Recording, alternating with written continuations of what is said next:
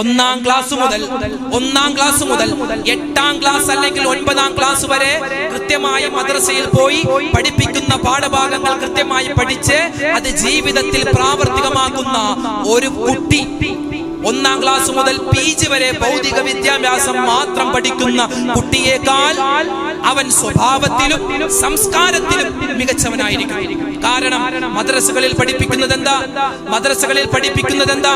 ഖുർആന, ഹദീസ, തഫ്സീറാണ്, അഖീദയ, അഖ്ലാഖ, സീറയ, തജ്വീദ, നിസ്കാരം, നോമ്പ്, സകാത്ത്, ഹജ്ജ്, ഉംറ, ഇവകളുടെ ഷർത്ത്, ഫർദ്, അതുപോലെ സുന്നത്ത്, കറാഹത്ത്, ഈമാൻ കാര്യം, ഇസ്ലാം കാര്യം, കടമകൾ, കടപ്പാടുകൾ, ഉമ്മാനോടെങ്ങനെ, വാപ്പാനോടെങ്ങനെ, അയൽവാസിയോടെങ്ങനെ, കൂട്ടുകാരനോടെങ്ങനെ, ഉസ്താദുമാരോടെങ്ങനെ എങ്ങനെ പെരുമാറണം, എങ്ങനെ അവരോട് സംസാരിക്കണം, എങ്ങനെ ജുമുഅ നിസ്കരിക്കണം, എങ്ങനെ പെരുന്നാൾ നിസ്കരിക്കണം, എങ്ങനെ മയ്യത്ത് നിസ്കരിക്കണം, എങ്ങനെ ക്രയവിക്രയം ചെയ്യണം, എങ്ങനെയാണ് കഴിക്കേണ്ടത്, എങ്ങനെയാണ് കുടിക്കേണ്ടത്, എന്താണ് ഹറാം, എന്താണ് ഹലാൽ, പള്ളിയിലെ മര്യാദ.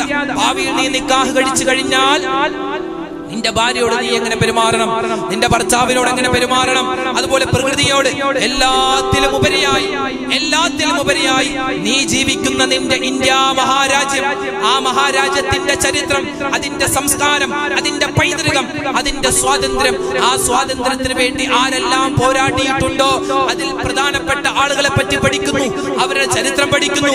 അതുപോലെ തന്നെ ഇസ്ലാം ഈ ഇന്ത്യയിൽ കടന്നു വന്ന ചരിത്രം പഠിക്കുന്നു. മുസ്ലിമീങ്ങൾ ഈ സ്വാതന്ത്ര്യ സമരത്തിന് വേണ്ടി, അതുപോലെ ഈ ഇന്ത്യ മഹാരാജ്യത്തിന് വേണ്ടി എത്രമാത്രം കഷ്ടപ്പാടുകൾ ജീവിതത്തിൽ കൊണ്ടു എന്ന പാഠങ്ങൾ സ്പഷ്ടമായും വ്യക്തമായും പഠിപ്പിക്കുന്ന ഒരു കരിക്കുലത്തിന്റെ പേരാണ്, ഒരു സിലബസിന്റെ പേരാണ് മദ്രസ.